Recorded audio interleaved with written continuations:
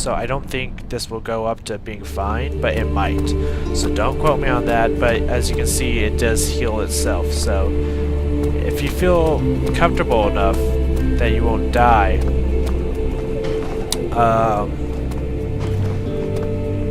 then you don't need to waste a healing potion on it. Like, I knew if I got hit by that thing again, I was probably dead regardless, so I was like, screw wasting a healing potion, I'm just gonna, you know, go on. Even if I die, I'll just try it again. Yeah, no big deal.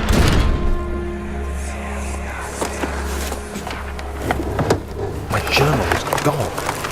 What would they want with my journal?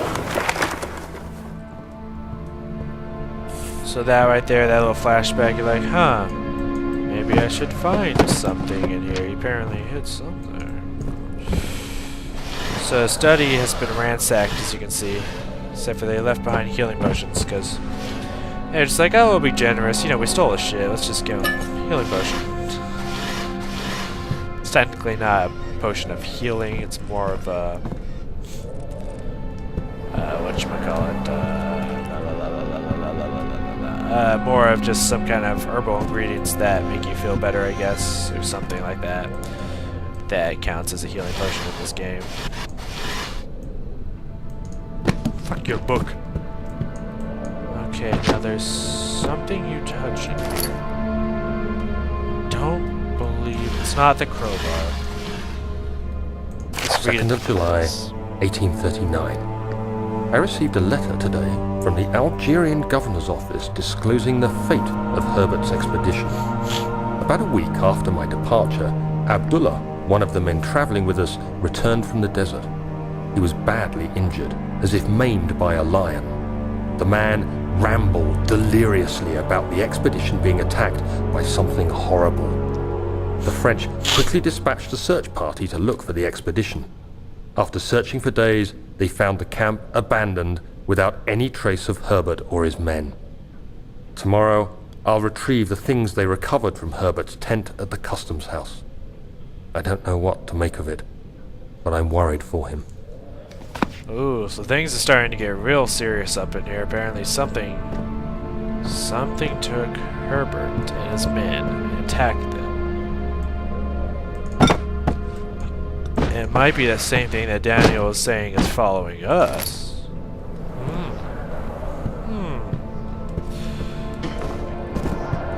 Let's read off. 3rd of July, 1839. Today I picked up Herbert's things at the customs house. I dug through the trove of documents he had carried and found a log detailing the expedition. The nature of this text ranged from quick notes to colourful accounts of transpired events.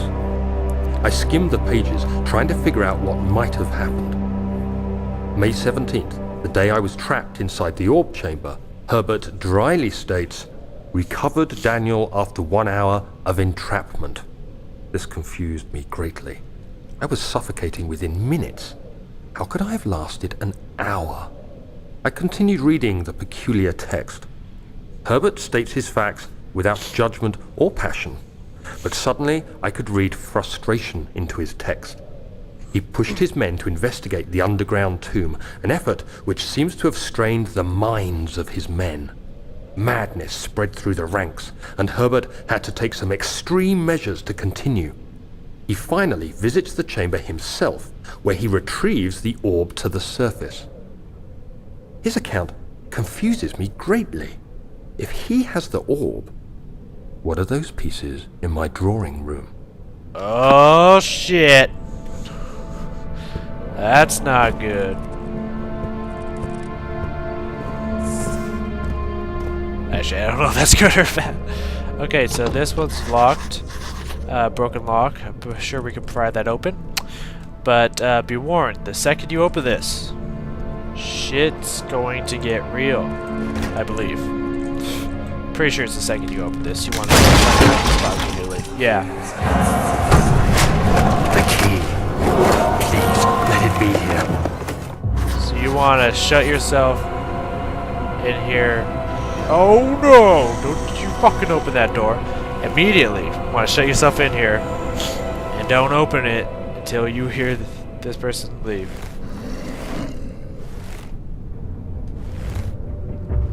His gatherer, I should say, leave.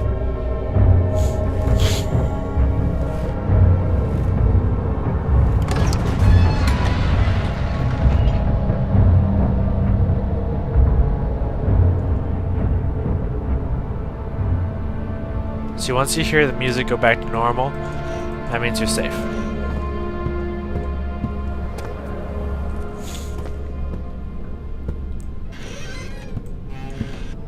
Now, I left the door open, I believe, and you probably shouldn't do that. Because they will break the door down, which will give you more time. Which is probably what I should have done. I just knew I could get into hiding fast enough, so it's like, screw it. 4th of July, 1839. It's done! The orb is assembled. I was awakened by an exhausting nightmare. Shaking and sweating, I retired to the drawing room with a cup of tea. The relic pieces lay spread across the table as I'd left them, but somehow I knew how it was supposed to be. I fetched the tar, which I had prepared to fix the pieces together, and without fault I joined them, producing the orb I remembered so clearly. The tar proved unnecessary. It was pushed out from the joining pieces as they merged on their own, with no adhesive. The ancient stone relic now rests on my table. Its immaculate surface and perfect shape could have been molded by a factory. This is all too strange. Oh no. I already opened that. That's weird. Now you just want to take that off. Oh, thank God, there it is. I guess it is a good place to hide it then. So you want to break that, grab the key. Now we got the machine room key. But we still do not want to go into the machine room just yet, which I guess I should show where all the rooms are. So, after you complete the first 3 places, and you get through the water monster, then you're in another section of a couple of rooms that you have to go into. I like to go into this room first, just because it's the nicest and the safest. Well, actually it's not the safest, but it's the nicest, it's the shortest. Oh, now there's a bloody torso here, by the way. So that's something. And as you can notice, that beautiful music is gone, and we're back to panic. So this is the study. I'll be going there next because it's the next best place, or the easiest place, I should say. Oh, and if you fall down from a big jump, that will hurt you. This is the door that opened earlier. I believe there's going to be a little cutscene here. Do that.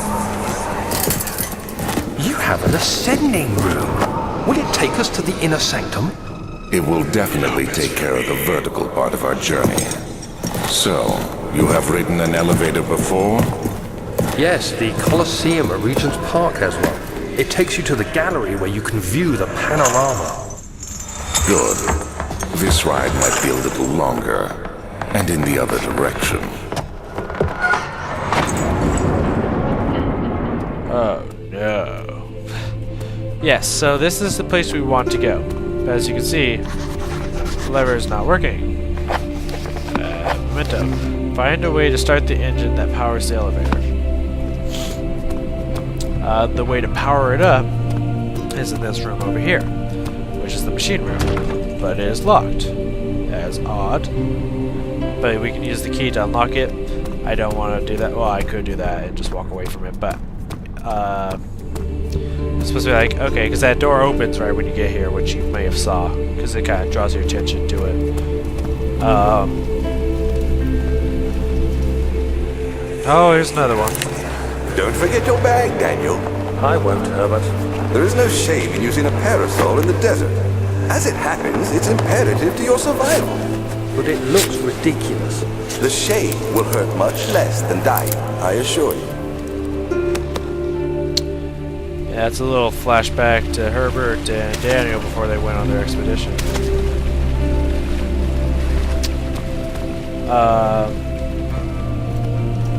Oh yes, I threw the body. Say something. Whatever. And down here is where you find most of the stuff to work the machine room. It's called the storage room. And nice music back. I will not be going there yet because storage, in my opinion, is one of the 3 scariest rooms in this entire game. Unpleasant. Very unpleasant. Especially the first time going through there when you haven't played, when you haven't seen the game or haven't played through the game yet. It is like one of these first scariest places you will encounter.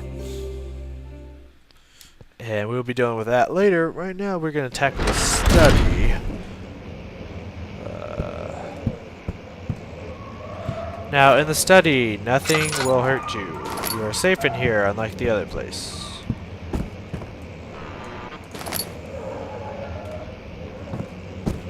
Was that a letter or something?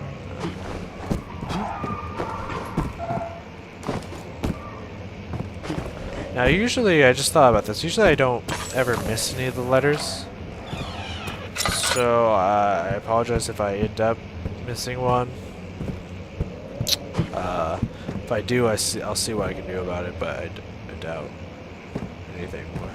I doubt I will, or at least anything important. Discovery of an orb. His trusted friend John fired. Everything is gonna be a fight. One thing happened as I was traveling through the Persian woods this summer. I finally found one of the orbs. Okay, so this is a whole. This is a story about discovery of an orb. This is what happened to this guy. I found an orb, and I might get some of this wrong. I found an orb, and he started going with it. Because this is a long story, and I don't feel like reading the whole thing. As he entered the underground chamber, I could feel as that I was trespassing. Because of my curiosity, I did my best to fight these instincts and fetch the orb from its place. I scrambled out of the chamber and into the woods. So he goes into the woods, and he gets the sense that something is following him. I could sense something was following me. It bayed loudly as it closed in. The beast, this guardian of the orb, was relentless in its pursuit. Some men fishing a lake tried to warn them as I passed, but unfortunately they remained as I continued my escape. When I heard their cry of pain echo through the valley, I felt such a tremendous sense of relief, thinking I would be spared.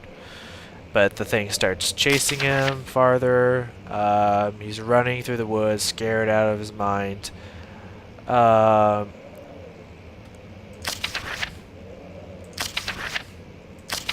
see.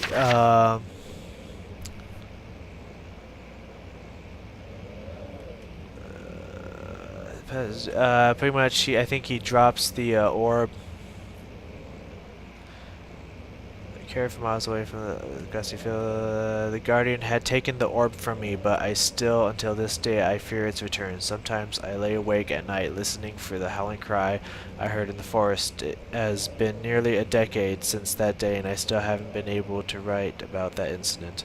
The last time we spoke, you told me that you were about your interest in ongoing research into the mythic orb, and I realized I owed you the truth about my visit to whatever your friend and mentor Agrippa. We heard about Agrippa before, now we know why Agrippa met up with Alexander now. And apparently he had